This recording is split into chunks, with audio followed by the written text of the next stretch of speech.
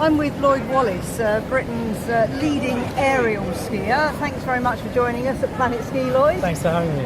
I know you're more used to being upside down than this way up, but I can say for one that I'm pleased to see you this way up and able to do this interview, because it hasn't exactly been the greatest few months for you, has it? No, I had a bit of a bad crash that I'm very thankful and very lucky to have got over now. I actually did my first 2 weeks training back on snow. I flew back on Wednesday, and it was really nice feeling to be back upside down. Was there any sort of apprehension at all though after the crash in August? There were obviously butterflies in my stomach before I jumped, but as I stood up there, I thought to myself, I know I want to be here. I know this is what I love doing, and this is where I need to be. And it really, really helped that I actually don't remember any of my crash. So I think that I don't have that image in my head of anything going badly.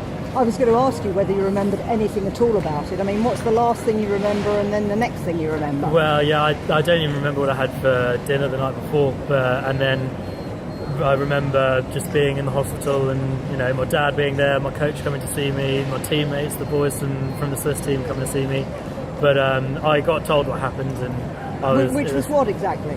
So it was very unlucky. It was a normal training day. I was doing a lay double full, which I've done hundreds and hundreds of times. But as I was skiing down the ramp, I caught an edge, and as you guys know, as skiers, you're not really sure what happens when you catch an edge or when you're going to catch an edge. I've caught edges before and it's been fine, but I caught a bad edge and it put me off balance going into the jump, and the compression that you go through going off the jump made me buckle and hit my head on the back of the jump as I came off, and I was knocked out immediately and landed in the water. I remember hearing for the first time that you had a severe head injury, and of course we all fear the worst then, and we were told you were put in a light artificial coma. Yes. So it could have been far, far worse, clearly. Yeah, I was very lucky that I was wearing a good helmet, which actually, it broke, and that's what it was supposed to do.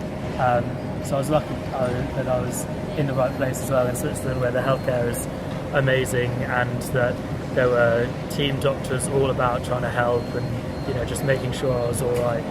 But remarkably, you were out of hospital in less than a week. Yeah, so I think being put into the induced coma really helped, and I didn't have any brain damage, and I think it was just a severe concussion, and it did take some time to get over and was extremely frustrating. But I was just happy and relieved, and all my friends and family were relieved that I was going to be fine. Of course, you must have thought that your chances for this season and Pyeongchang were down the drain, or could well have been, and yet here you are back in training. So at first I wasn't sure. I wasn't sure how long it was going to take me to get over a concussion, and how bad, how long it was going to take me to get back to flipping, let alone doing all sorts of other sports. But I've been very lucky in this. I've got over it very quickly, and I'm still on track. It's still looking positive for me getting to the games, and I'm just getting fired up for the season ahead and the next 6 World Cups that are going to allow me to qualify for Pyeongchang.